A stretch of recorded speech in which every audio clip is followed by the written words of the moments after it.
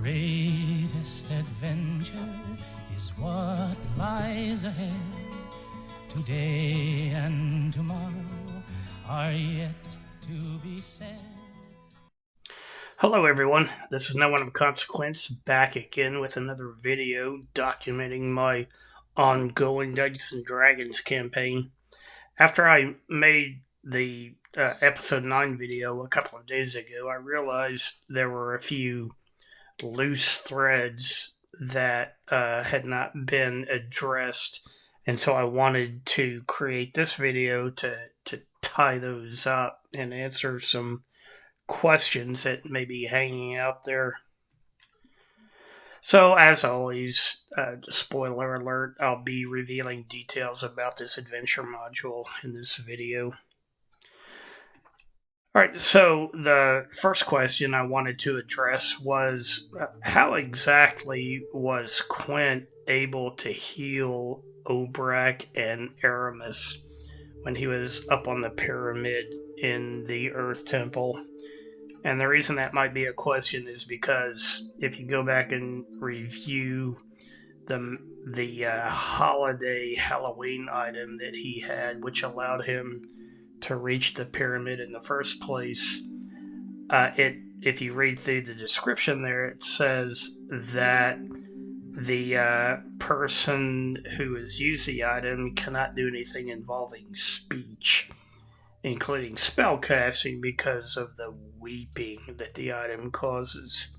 And so obviously Quint was not able to cast healing spells on Aramis and Obrak.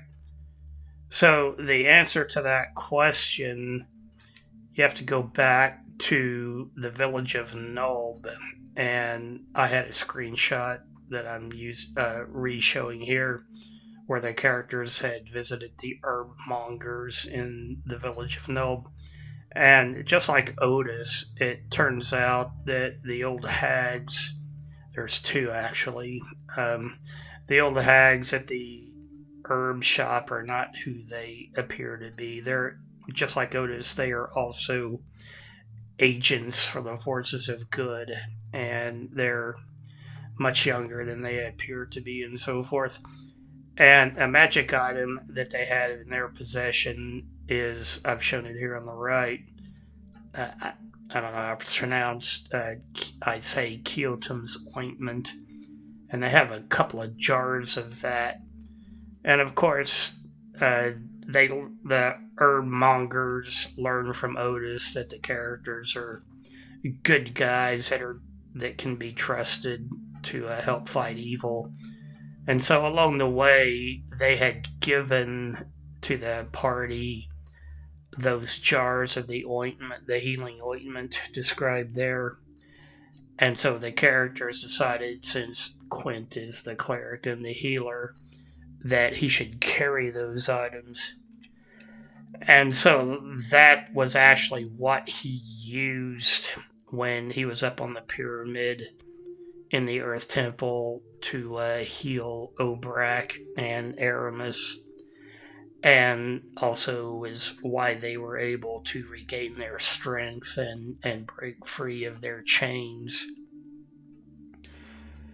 Alright, so another question might be is, what happened to that orc ally and his comrade? And if you remember, the characters freed those humans, and then they also found this orc, and he said that the Earth Temple priest had carried off his friend, and he was going to be part of the big sacrificial ceremony.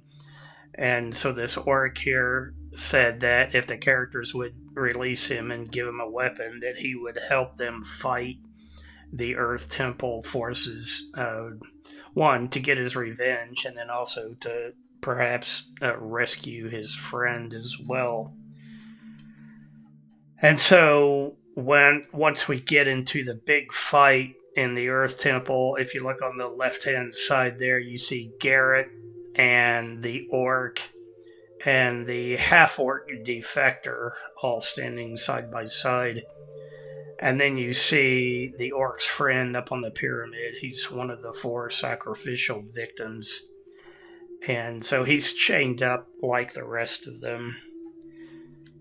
And then later in the fight, you see Garrett. If you remember from the last video, Garrett had made a dash to the pyramid, and Earth Elemental had hit him and knocked him halfway across the room and killed him. And another Earth Elemental had killed the half orc defector, and he's there on the far left hand side along the wall.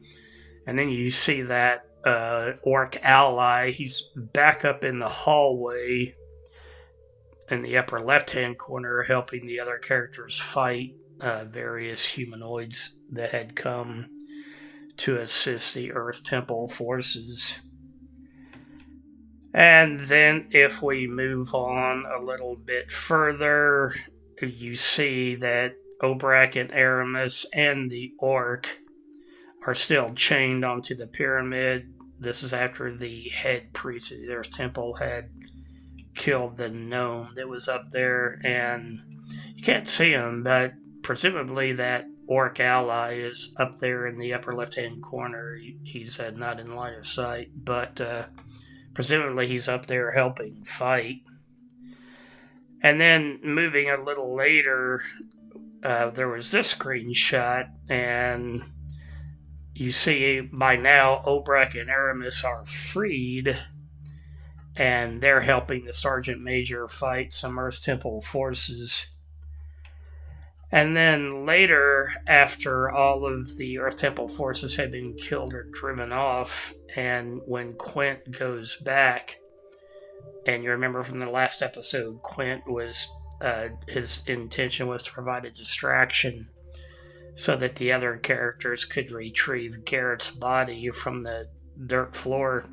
But here you see that the orc who was chained up on the pyramid is gone. And so that comes back to the original question: what happened to him and his friend who was helping the characters? And the answer to that question is, I don't know. I don't remember. But because neither one of them are here, I can only assume that either the orc escaped on his own, or, Aramis might have helped him break free, or probably not Obrak because he's a dwarf. But somehow he got free from his chains and presumably linked up with his buddy who was helping the characters. And in all the confusion of the fighting, they both made a break for it and got out of there. So we could only assume that that was their fate. They left the temple, and who knows where they went from there. So another question: why does Aramis have that skull image on his character icon? And if on the last video, you'll see some images. Once Aramis is free from the pyramid and is back in action, he acquires a skull icon. And so what's that all about? Well, to get the answer to that question, you have to go all the way back to when Aramis was first captured by these ghouls who are actually in service to the Earth Temple. And you'll remember that first Obrak and then Aramis were paralyzed and taken away by these hordes of ghouls. And when Aramis got hit, it was a critical hit, and you can read the description there on the right-hand side. And if you go all the way down to the last line, it says that the victim has to make a save versus paralysis or suffer -4 to charisma permanently. Well, the player for Aramis held off making that saving throw because, at the same time as the attack, he was paralyzed and his character was dragged off into the darkness. And at that time, he did not know if his character was alive or if he would ever see him again or anything. So he held off making that saving throw versus paralysis. Well, then if we move forward to when everyone was rescued from the Earth Temple, Aramis was back in action, and so the player went ahead and made that delayed saving throw for his charisma, and he failed. That critical hit had been inflicted on some characters earlier in this adventure, but in those cases they had made that saving throw. But in this case, Aramis failed, and so he had that charisma penalty imposed upon him. This is the portrait that the player for Aramis had been using on his character sheet to depict what Aramis looked like. But we decided, well, since he has that permanent charisma penalty, that his portrait should be modified. And if you go back a few episodes, there was at one point that the player for Gorbadoc the Halfling in the Sergeant Major, when someone else got that critical hit, he had made a joke about their face looked like Skeletor, from He-Man.